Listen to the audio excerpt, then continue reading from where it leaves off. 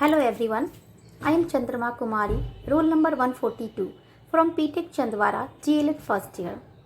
मैं आज आप लोगों को बालिकाओं की शिक्षा को प्रोत्साहित करने वाली योजनाओं के बारे में पढ़ाने जा रही हूँ।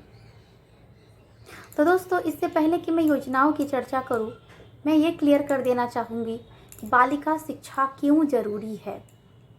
तो दोस्तों, आज के इस युग में हमारे समाज की उचित और आर्थिक विकास के लिए महिलाओं की शिक्षा एक महत्वपूर्ण स्थान रखती है। हम लड़कियों को शिक्षित किए बिना एक सभ्य समाज नहीं बना सकते। तो दोस्तों, कई वर्षों पहले हमारे भारतवर्ष में लोगों की सोच बहुत अलग थी। लोग लड़कियों के बारे में सोचते थे कि उन्हें घर पर ही रहकर घर के काम करने चाहिए, लेकिन आज हमारे देश की लड़कियों ने उनकी यह सोच बदल दी है। जैसा कि आप लोग देख रहे हैं, हर क्षेत्र में, चाहे वो खेल कूद हो, शिक्षा हो, स्वास्थ्य विभाग, हर क्षेत्र में लड़कियां अपना स्थान प्राप्त कर रही है। और ये सब संभव हो सका है सिर्फ शिक्षा के माध्यम से और उस शिक्षा को प्रोत्साहन करने वाली योजनाओं के माध्यम से। तो स्वतंत्रता के बाद से ही हमारे देश में बालिका शिक्षा को प्राथमिकता दी गई है। दिसंबर 2002 में 86वें संविधान संशोधन के उपरांत 6 से 14 वर्ष के बालक बालिकाओं को निःशुल्क और अनिवार्य शिक्षा देने का हमारे संविधान में प्रावधान रखा गया, जिसे कि हम फंडामेंटल राइट्स भी कहते हैं। तो हमारे देश की उन्नति और प्रगति के लिए बालिकाओं की शिक्षा एक महत्वपूर्ण स्थान रखती है। ये बात तो क्लियर हो गई, ठीक है। और इन्हीं बालिकाओं की साक्षरता, जागरूकता और सशक्तिकरण के गठन के लिए बालिका प्रोत्साहन योजनाओं का गठन किया गया, जिसके बारे में हम आगे चर्चा करेंगे अब। तो दोस्तों, उन योजनाओं में बहुत सारी योजनाएं आती है, सो मैं कुछ ही योजनाओं के बारे में चर्चा करूंगी। जैसे कि सबसे पहले आता है बेटी बचाओ बेटी पढ़ाओ योजना, कस्तूरबा गांधी बालिका योजना, सर्व शिक्षा अभियान और सुकन्या समृद्धि योजना, पढ़े बेटी या बढ़े बेटी आदि जैसी बहुत सारी योजनाएं सरकार द्वारा बनाई गई है, जो बालिका शिक्षा को प्रोत्साहन दी जाती है जिससे।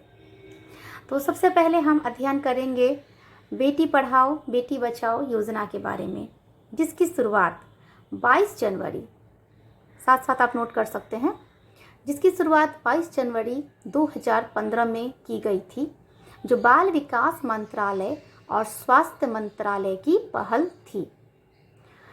यह लड़कियों के प्रति सोच बदलने की पहली योजना थी। इस योजना के अंतर्गत कम लिंग अनुपात, अर्थात यहाँ लिंग अनुपात से मैं क्लियर कर देती हूँ, जैसे कि जहाँ बालक और बालिकाओं के रेशियो में बहुत ज़्यादा डिफरेंसेस आते थे। और ये डिफरेंसेस क्यों आते थे दोस्तों? यस, ये डिफरेंसेस आते थे क्योंकि पहले बालिकाओं को वह स्थान नहीं दिया जाता था जो कि बालकों को दिया जाता था। बालिकाओं के जन्म पर लोग खुश नहीं होते थे, जहाँ की बालक के जन्म पर उत्साह मनाया जाता था। तो जिस वजह से यह लिंग में बहुत सारे डिफरेंसेस आए हैं। तो इसी डिफरेंसेस को कम करने के लिए सबसे स्टार्टिंग में 100 जिलों में 100 करोड़ की लागत से यह योजना शुरू की गई थी। और इसका मुख्य उद्देश्य था लिंग भेदभाव को कम करना, बालिकाओं की सुरक्षा को सुनिश्चित करना और लिंग परीक्षण को रोकना और शिक्षा के हर क्षेत्र में बालिकाओं को आगे लाना। तो हम दूसरी योजना पर आते हैं, जो है कस्तूरबा गांधी बालिका योजना। इसकी शुरुआत दोस्तों जुलाई 2014 में की गई थी। कस्तूरबा गांधी बालिका विद्यालय एक आवासीय विद्यालय है, जिसमें अल्पसंख्यक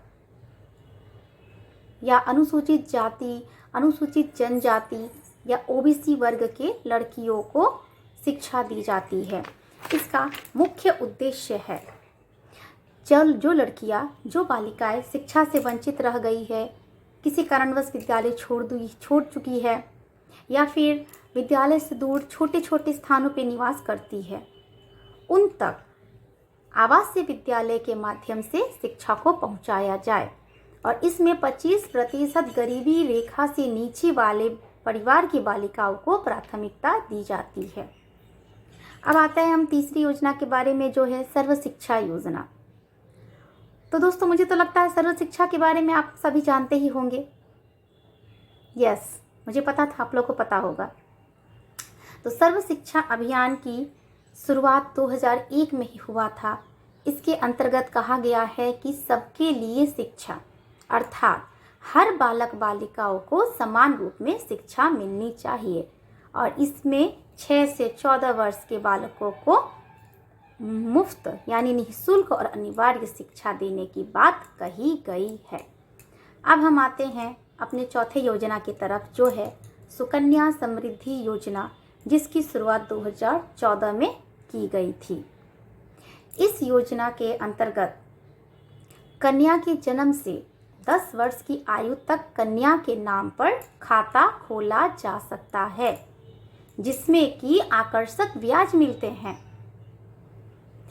इस खाते के अंतर्गत न्यूनतम 1000 से, ध्यान दीजिएगा, न्यूनतम 1000 से अधिकतम 1.5 लाख तक की रकम हम जमा कर सकते हैं और यह रकम कन्या के 14 वर्ष पूरी होने तक जमा होता है और कन्या के 21 वर्ष कंप्लीट हो जाने पर यह रकम मैच्योर हो सकती है। बट अगर आपको कोई ज़रूरी है या फिर कोई आवश्यकता है तो कन्या के 18 वर्ष कंप्लीट होने पर आप इसका आधा पैसा निकाल सकते हैं और 21 वर्ष के बाद यह खाता ऑटोमेटिकली क्लोज हो जाती है। अब बढ़ते हैं हम अपनी 5वीं योजना के बारे में, जो है CBSE उड़ान योजना।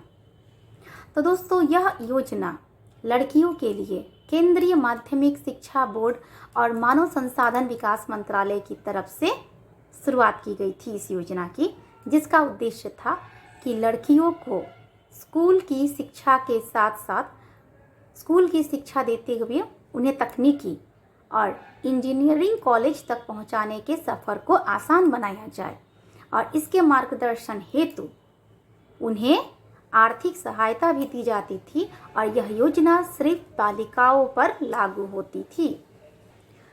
तो हम इसी के साथ आगे बढ़ते हैं हमारी अगली योजना पर, जो है पढ़े बेटियां बढ़े बेटियां योजना, जो यूपी सरकार के द्वारा चलाई गई थी 2012 में।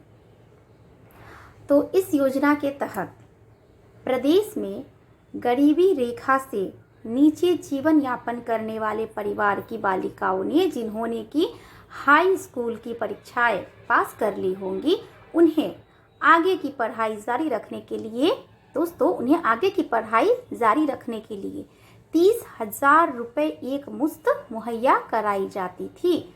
जो योजनाएं सिर्फ लड़कियों के लिए थी। कितना फ़ायदे में थी लड़कियां उसमें। बहुत जगह होता था जहां गरीब लोग हैं, लड़कियां मैट्रिक हाई सेकेंडरी करती है, उसके बाद नहीं पढ़ाई कर पाती, तो ये उन लड़कियों के लिए ये योजना बनाई गई थी। और दोस्तों इसी से मिलती जुलती एक योजना और बनाई गई है, जिसे प्रगति स्कॉलरशिप योजना कहते हैं। और यह योजना अखिल भारतीय तकनीकी परिषद की योजना है, जिसके अंतर्गत बालिकाओं को शिक्षा में प्रोत्साहन के लिए छात्रवृत्ति अर्थात स्कॉलरशिप दी जाती है। और दोस्तों प्रत्येक वर्ष इस योजना के तहत 4,000 लड़कियों को छात्रवृत्ति या स्कॉलरशिप मिलती भी है। तो आज हमने कई सारी बालिका योजना संबंधी योजनाओं के बारे में पढ़ाई की, उसके बारे में जाना समझा।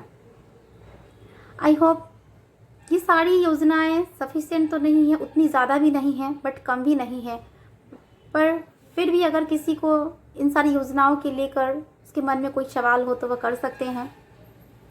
Okay, no question? Okay, thank you.